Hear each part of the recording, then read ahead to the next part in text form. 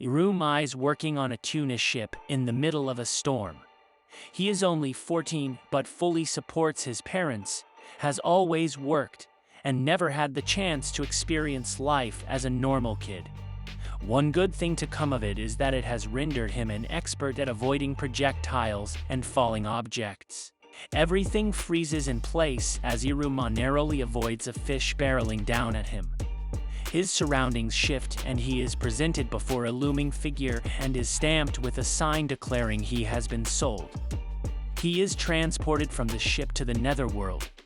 The looming figure introduces himself as Lord Sullivan and informs Iruma that his parents sold his soul to him.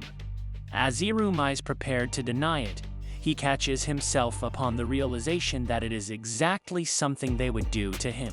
Lord Sullivan surprises Iruma by asking him to be his grandson. He explains that he always wanted a grandchild. He progresses into begging Iruma, which is Iruma's weakness.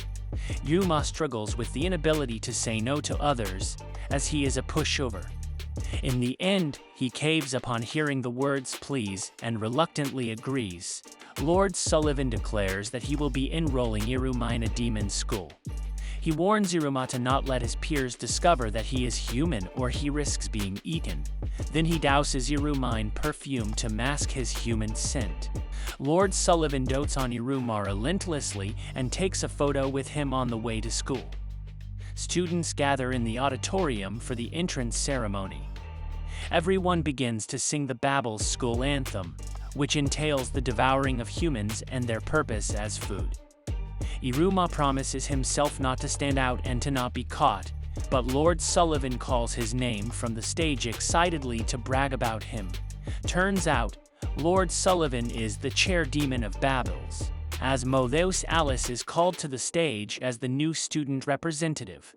However, as a last-second change, Iruma is called up to greet everyone in his place. Lord Sullivan prepared a greeting for Iruma to read aloud. It's a spell which will prevent him from tripping and falling for the rest of the day, but if done incorrectly, could have resulted in an immediate demise. Asmodeus is anguished by Iruma stealing his place at saying that greeting and challenges him to a duel in the courtyard. Asmodeus is a master of fire spells, automatically barreling fireballs at Iruma with the intent to kill. He wishes to see if Iruma was truly worthy of having that spotlight. However, thanks to Iruma's skill at avoiding death and the spell he cast at the entrance ceremony, Asmodeus is unable to land a single hit on him.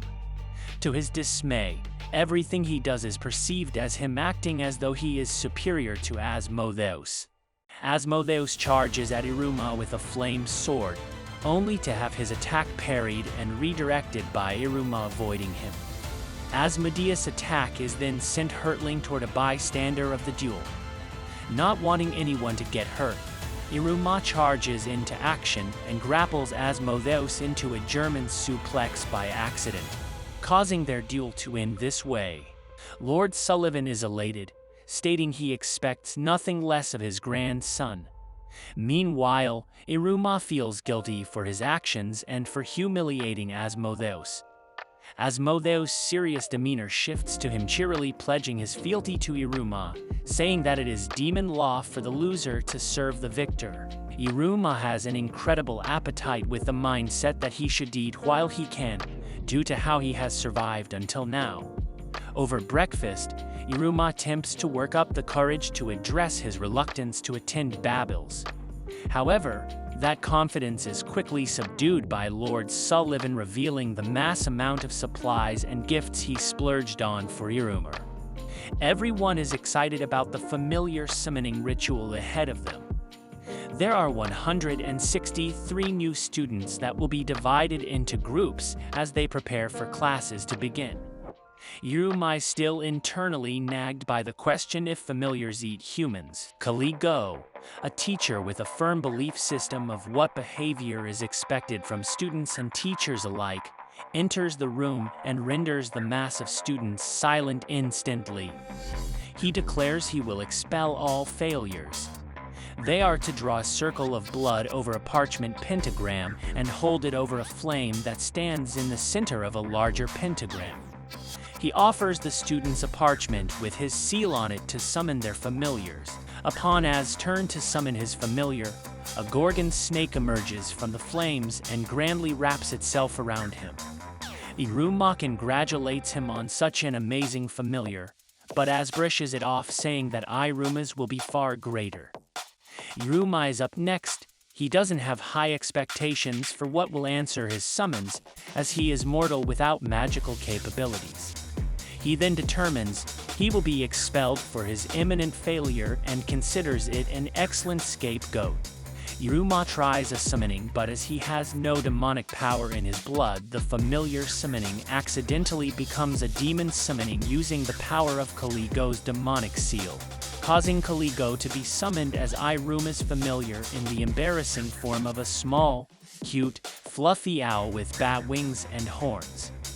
Despite it being an accident, the other students assume Iruma must be even more powerful than Caligo to be able to bind him as a familiar, thus increasing Iruma's fame even more.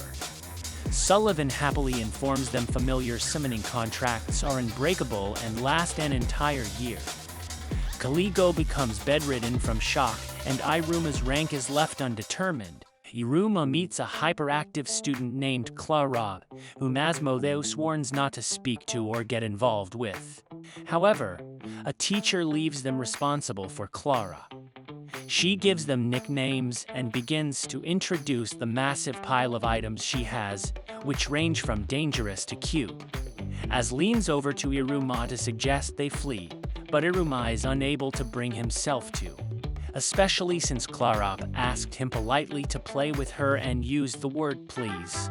Az is mortified for Iruma and denies Clara with hostility as she asks him to play pretend as well. However, he quickly gets into character as Iruma is the one who invites him to play as well. However, it all comes to an end as Clara tires them out completely. She offers them snacks and drinks to replenish and goes on to explain she can make anything she's seen before appear. 3 other students come by and ask Clara for some snacks and drinks. She explains that they get really happy when she gives them things and will sometimes play with her. She asks if they will play with her again in the future, to which Iruma agrees without hesitation.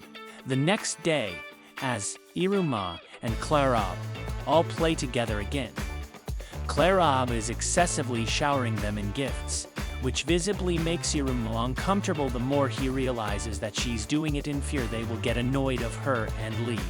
Clara overhears the 3 students that usually ask her for things calling her convenient and stupid, laughing and wondering aloud why anyone puts up with her that much. Clara bombards Iruma with gifts next time they see one another. Iruma quickly exclaims that he doesn't want her gifts and she begins to panic. Clara cries that it's happening again, that everyone gets tired of her sooner or later. Iruma interrupts her, saying he wants to play with her even without the gifts and that she is fun to be around.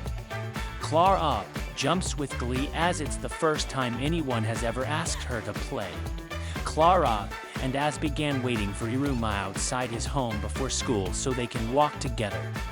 Lord Sullivan congratulates Iruma for making friends, but Iruma never truly had friends before and is hesitant to call them that.